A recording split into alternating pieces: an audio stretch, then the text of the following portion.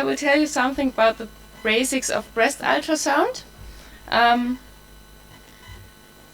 Yeah, let's start. Why do we do ultrasound of the breast? Well, we do ultrasound of the breast in the screening, additional to the mammography, in patients with high density in the mammography or with findings in the mammography. We only or nearly only use sonography in young patients who are younger than 40 years during pregnancy and breastfeeding time.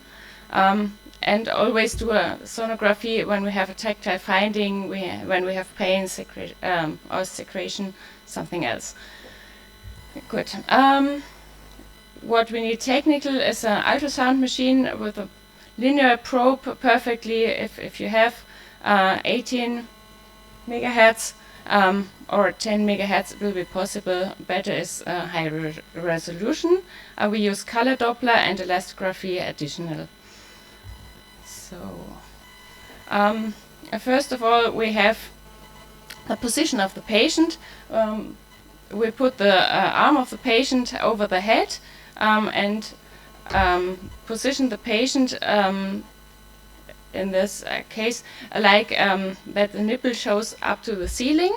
So we have a better overview, and we use with the ultrasound with a probe a moderate compression. So we do a systematic ultrasound, so we have a look at all points of the breast.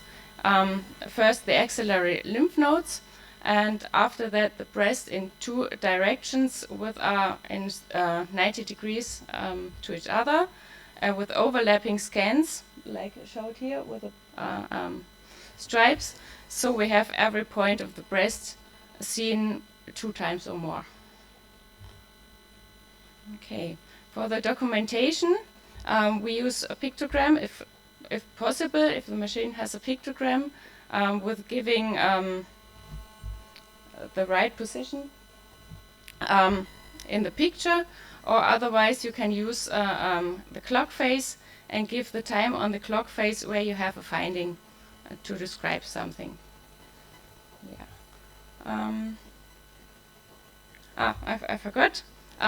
For the documentation, we do a photo of one lymph node, and we do a photo in every quadrant and 2 photos of the retromedullary region. Yeah. Okay. For documentation lesions, we use the pictogram, as I told, or the orientation on the clock face. We give the maximum size of a lesion and the diameters in 90 degrees on it. So we have 3 directions for every lesions. And we describe the distance to the skin and the distance to the nipple. So everyone can find only with a subscription of us the lesion again. Okay, first of all, the axillary lymph nodes. These are normal axillary lymph nodes which have a small hypoechoic cortex, maximum 3 millimeters, and a hyperechoic inner layer, and fat central with only less vascularization that comes from the healers. So for normal breast parenchyma, we have a picture with the skin is on the upper side of the picture.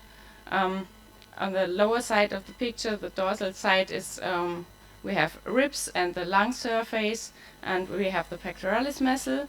In between, there's a mixture of fat. Here we have it on the ventral side, and breast parenchyma and Cooper ligaments. The mixture is different in every person, of course. This is a patient with much parenchyma and less fat. And another patient who has more fat and only less parenchyma. So this is a photo of retromammillary space.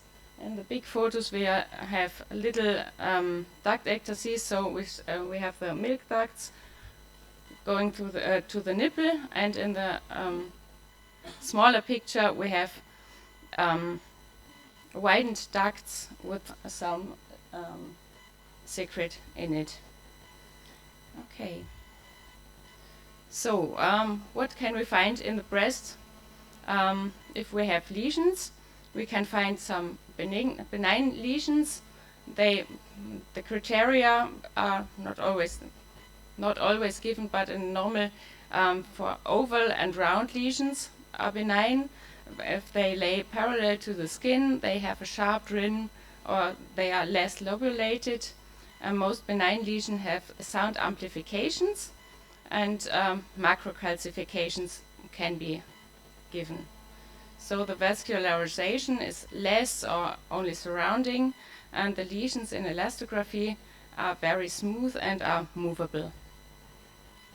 We have some examples. The first you find in most breasts is the cyst. Cysts are round, hypoechoic, and round or oval. Not vascularization, no vascularization inside, and they have a good sound amplification, and sometimes are hardened only inside but not around. Special cases are septated cysts, like we have in the third and fourth picture.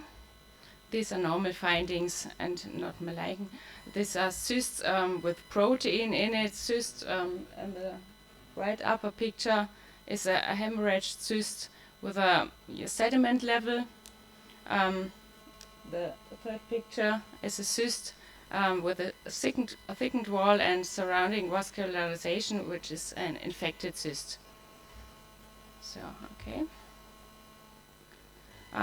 We have mastopathia you find in many breasts. This is a collection of many, the conglomerate of multiple small cysts. This is only smooth and good movable, and sometimes shows a little calcifications.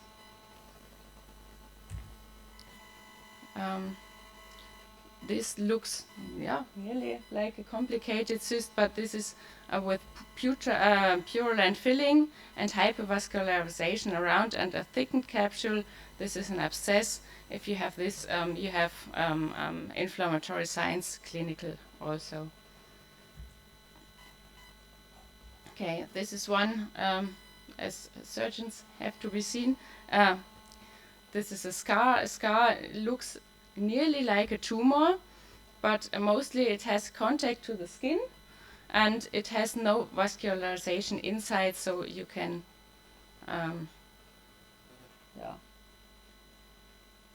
compare, and mostly you have a history of the patient with the operation, of course.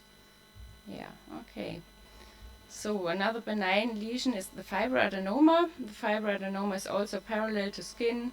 Sometimes it's lobulated, but mostly less lobulated or not lobulated. So it can be hardened in elastography inside, but not around. It has fibrotic septa and sometimes macrocalcifications. And one other benign lesion is lipoma, so it's only fat. This is hyperechogenic with a sharp rim and very, very smooth. And the last picture I have is a mixture of the fibroadenoma and the lipoma. That's a fibroadenolipoma. Okay, so I hope I'm not too fast.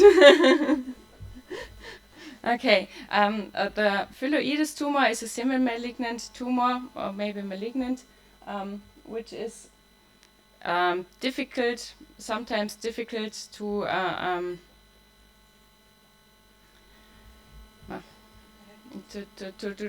the difference to the fibroadenoma.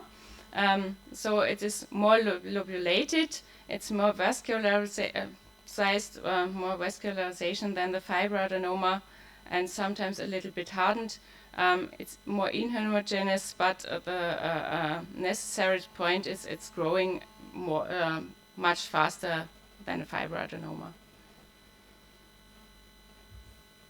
So, okay, the papilloma is a little or big introductal lesion which is hyperechoic.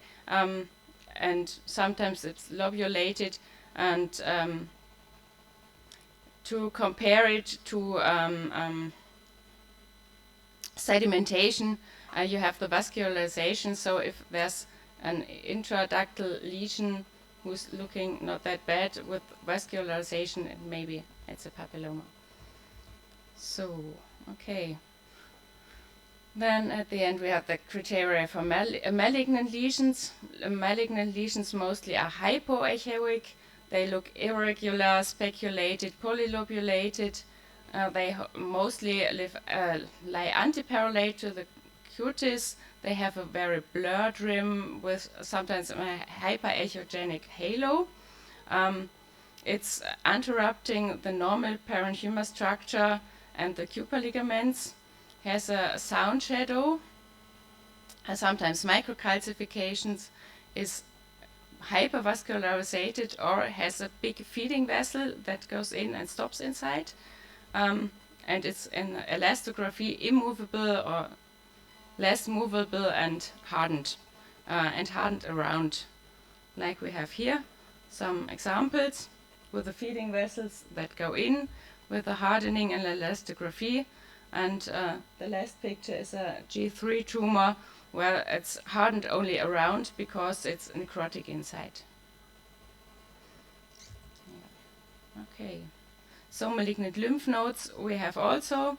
Lymph nodes that are a missing hilus, so no fat inside or less fat inside, with a widened cortex more than 3 millimeters, which are not round. Sometimes they are irregular and inhomogeneous, and much vascularization in the lymph node, with the vessels coming from outside into the lymph node and not from the hilus are very suspect. Yeah, okay.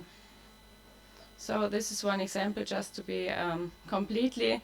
It's a picture of a breastfeeding breast. This is a diffused imbibite with edema. It has ectatic ducts, more cysts, and sometimes you find cysts filled with milk, so galactocele that has also no vascularization inside. Good. Now the special case is inflammatory carcinoma or mastitis. You can only, it looks nearly the same.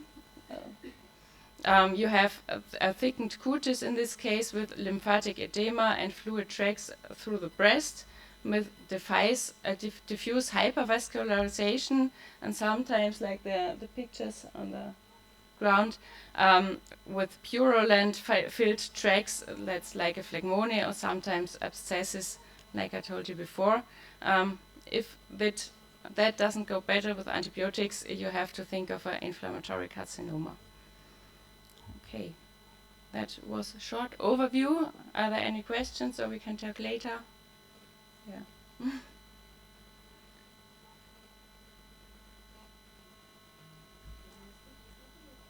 Okay. Thank you. Can I ask you, do you sometimes perform ductoscopy? What? Ductoscopy. Ductoscopy.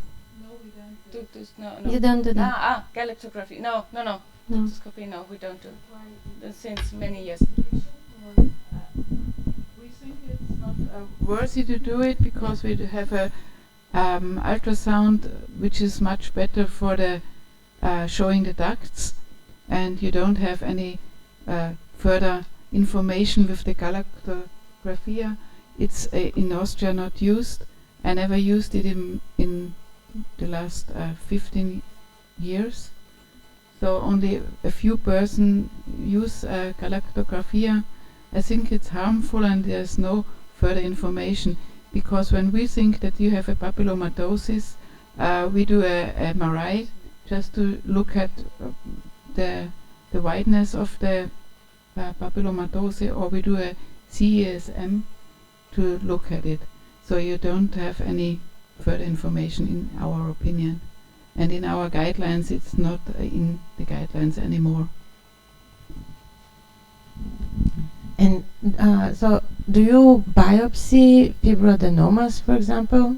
If you're sure it's a fibroadenoma, are you going to biopsy it? So you cannot be sure at all. Yeah. So if there's a young patient with a little fibroadenoma or with more fibroadenomas, we do a controlation. We do a control ultrasound 6 months to to show that it doesn't grow that much. If I have a patient who's planning pregnancy, for example, or who is high risk, I do a biopsy. Yes. Or if it's a very big fibroadenoma, yeah, we do biopsy. And for patients who have multiple fibroadenoma, what? No. No. No, we don't. Sometimes we do an MRI Yeah. to have an overview if one of the fibroadenomas looks more, looks different or looks more suspect than the others. Yeah. Okay. Fibroadenoma, if it's growing fast or if it's very big, we do biopsy, or if it has some suspect areas in the, yes, we do. And with the first diagnosis and planning pregnancy. Yeah. And we also do biopsy when the woman is over 40, because when you are 40, in our country it's used that no fibroadenoma should occur because they come in earlier age. Over 40, a new diagnosed fibroadenoma is going to biopsy in Austria. When you biopsy, it happens that it's a fibroadenoma, even over 40. Yes. Yes. It's possible. Yeah. Now, this is some side question, but do you treat fibroadenoma in any other way than surgically? Do you know?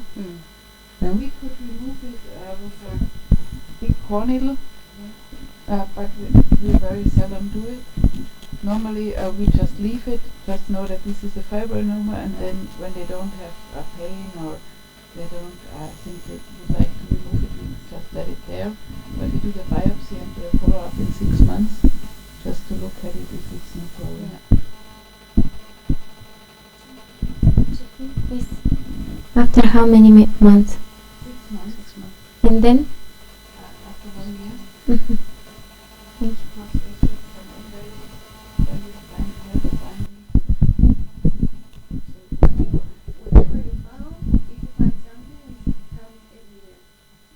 No. When we find something and we describe it, we do a closer follow-up after 6 months, then another follow-up after another 6 months, so you see it between 1 year. And when the woman is a screening person, she goes back to screening, so we see them the next 2 years. And if she's young, it's not in screening, if she's below 45? Then it depends on the risk of her. When she hasn't got risk, we see her in 2 years. We say you can come again. Many women decide to come again in 1 year, so we do the checkup in 1 year. It depends on, but they are not hard definitions of the management, because we're in an assessment center and it's easier for us.